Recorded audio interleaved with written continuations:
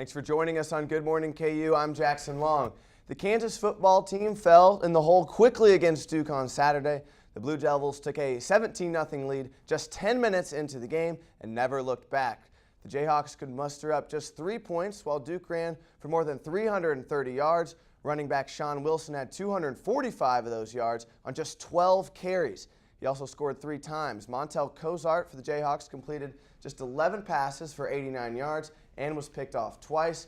The Jayhawks will take on 2-1 Central Michigan at home this weekend. Kickoff set for 2:30. The Tigers won and the Royals lost Sunday in what is becoming an unfortunate trend for the Kansas City fans. Detroit has won 7 of its last 10 games to take a game-and-a-half lead in the division. The Royals do hold a 1-game lead for the second wildcard spot over Seattle. Those numbers don't include a lingering game with Cleveland, where the Royals are down 4-2 in the bottom of the 10th inning. That will be completed next week in Cleveland. KC hosts the White Sox for 3 games and then welcome Detroit to town for a monster series this weekend that will provide a much clearer playoff picture heading into the final week of play. KU volleyball update: the Kansas volleyball team and the Villanova Classic this weekend in Philadelphia. A very close match with the defending national champions. Of course, almost only counts in horseshoes and hand grenades. If you take a look at the match scores here, 25-10, and then a much closer final 2 sets, 27-25 and 25-23.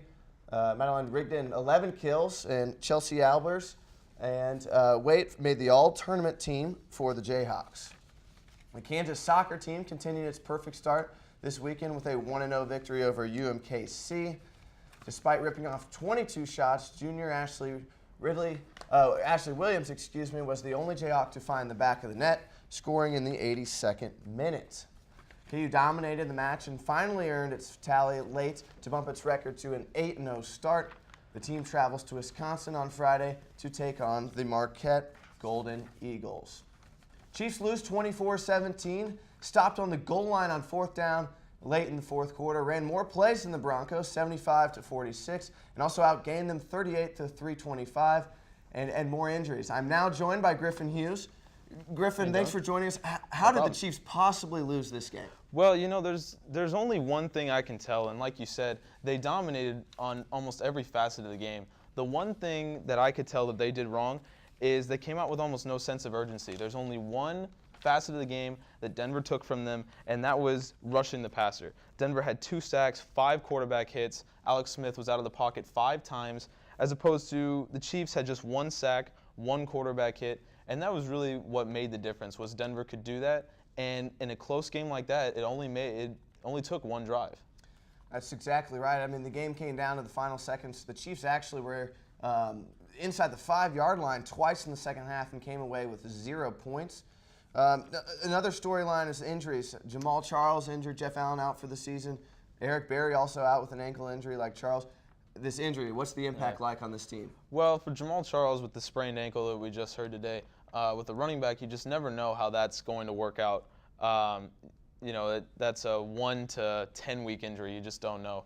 Obviously, losing a Pro Bowler, a leader in Derek Johnson, that's going to be a real issue. But then on the offensive line, you already are down starters from last year, but then you lose Jeff Allen to an elbow problem. He's on the IR, so he's not coming back. You already are down starters. So now the Chiefs have just 2 starters returning from last year, and one of them, Eric Fisher, has switched from right tackle to left tackle. And when you are dealing with protecting Alex Smith's blind side and you're dealing with a second-year man who last year played right tackle, that's really where the Chiefs need to be looking forward, is their offensive line is really struggling.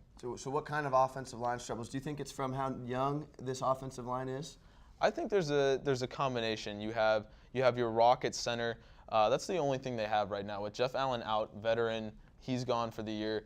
What you need to rely on as a coach is that your quarterback's blind side is always going to be protected.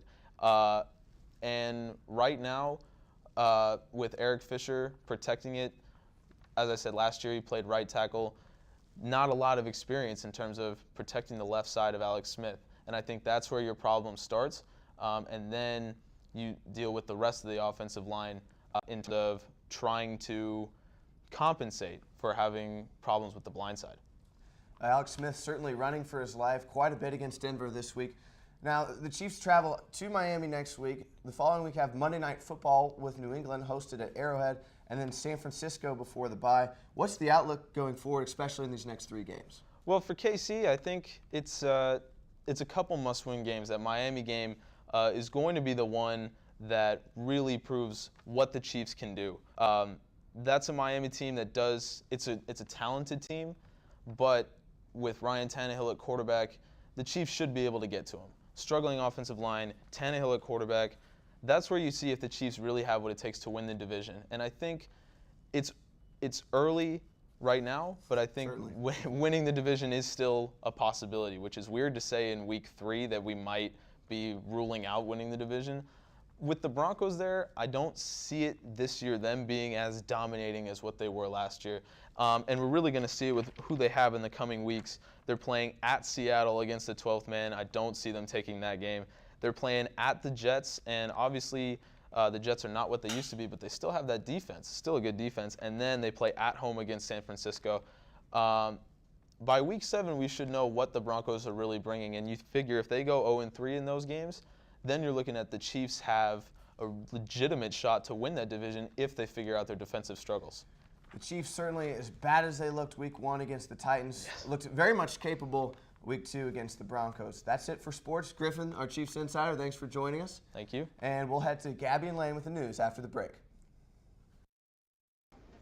We're back. We apologize for a few technical difficulties, but Lane, how's the coffee shop over there?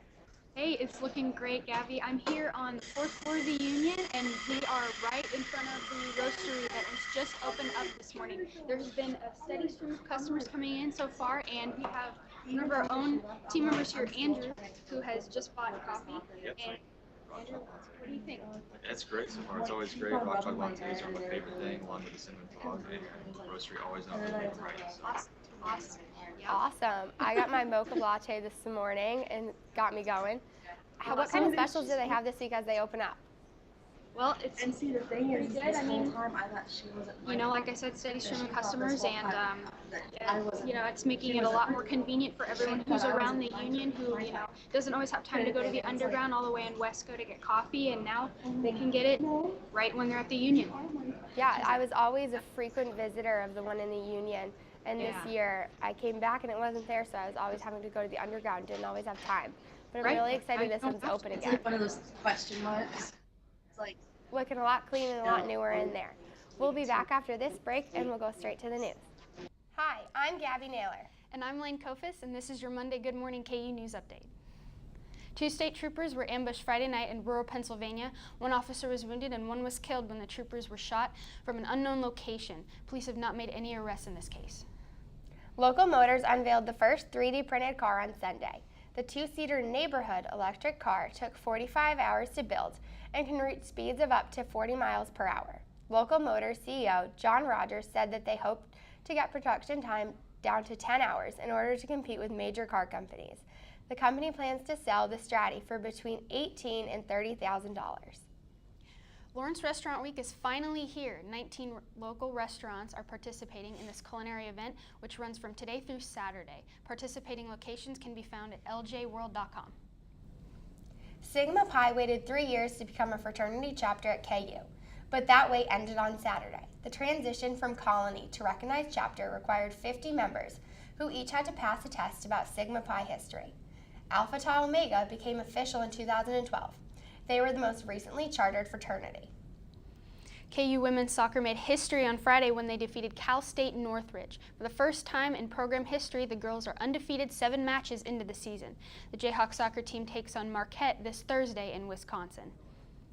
Student union activities will present a screening of Good Will Hunting tonight at 7 p.m. in the Union to commemorate Robin Williams. The purpose of the screening is to raise awareness for those affected by mental health issues. The event is in Woodruff Auditorium and is free with a valid KU ID. Well, that'll wrap it up for today's news update. Have a great rest of your day and tune in tomorrow at 10 a.m.